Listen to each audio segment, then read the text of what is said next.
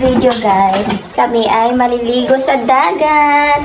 So ayan, nag-prepare na ang aking kapatid na maganda. Pula pala yung labi niya.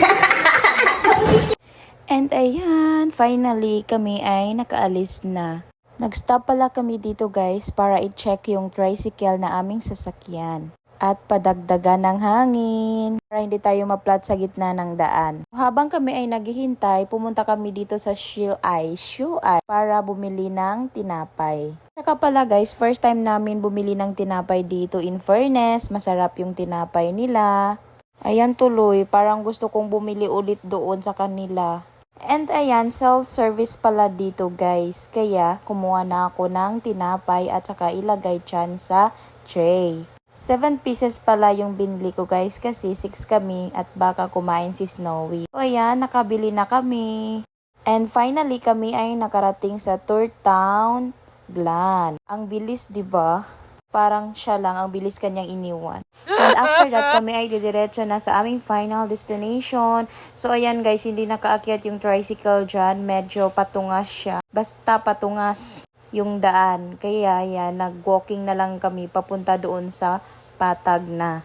And since we already travel for almost 2 hours, Snowy is nakaihi na kasi napagod na siya.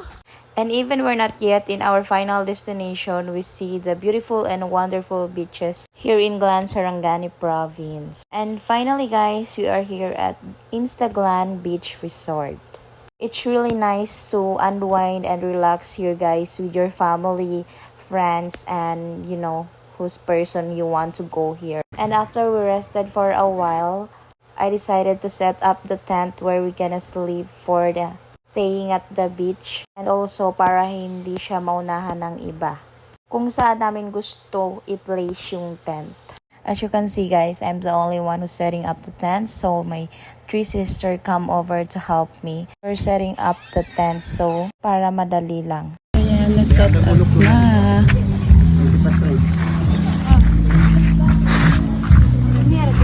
And while we are waiting for the sunset, just relax and again and eat some fresh fruits. Kasi gutom na kami at wala pang pagkain. And after that, we decided to go to the beach and roaming around while waiting for the beautiful sunset. 100% guys, it's really nice here. It's really good for swimming. Kasi hindi mabato yung beach nila at white sand pa. And this is what I always waiting guys if I know the place. Doon lulubog yung araw. I always like sunset. And dahil gutom na kami, it's time to cook na.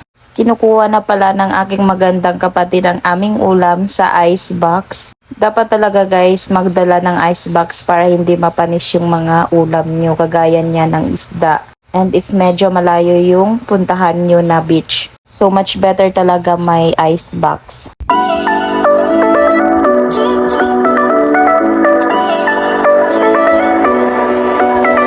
And this time guys, pupunta na kami sa washing area para linisin yung isda at para mailuto na namin.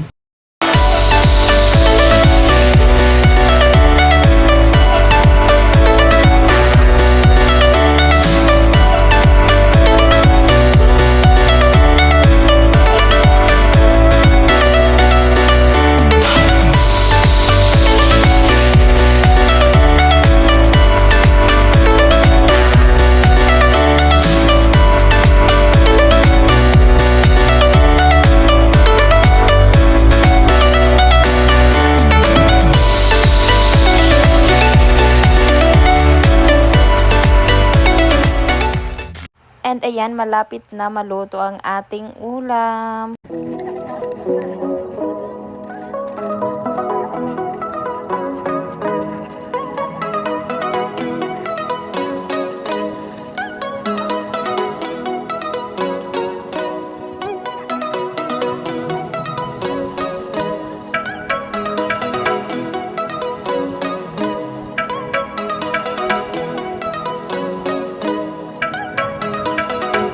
So, yung ani di ay guys, paggabiin.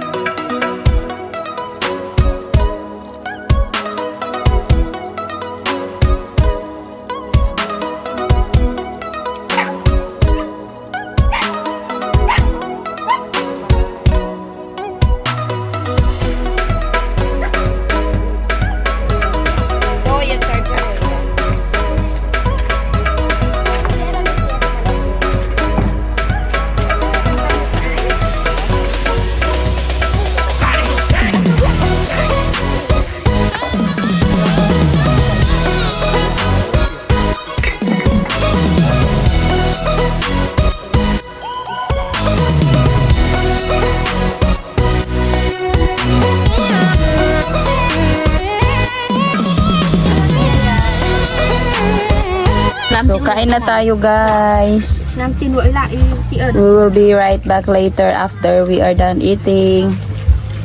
Matutulog na sana kami, guys. Pero sa sobrang init, walang hangin. Kasi nag-dry yung dagat, guys. So, kaya yan, pumunta kami dito sa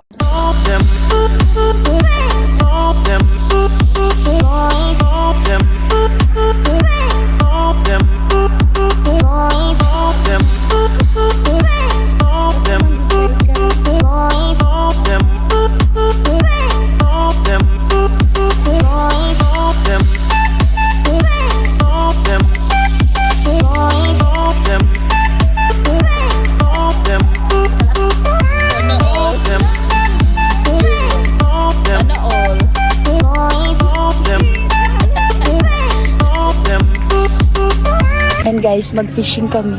Tingnan nyo yung lalagyan namin, guys. Dito. Wow! Pugita! Yes, in. Buo ko da po sa noon. Ano lang ninyo niya? Giinsan eh. Ay, gito sa. Ito sa pala.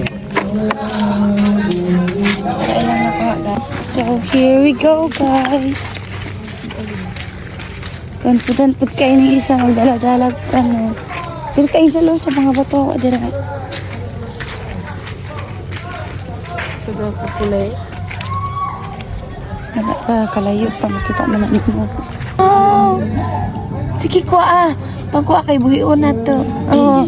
Ba't ka nagtubig? Ba't ka nagtubig? Ba't ka nagtubig? Sige.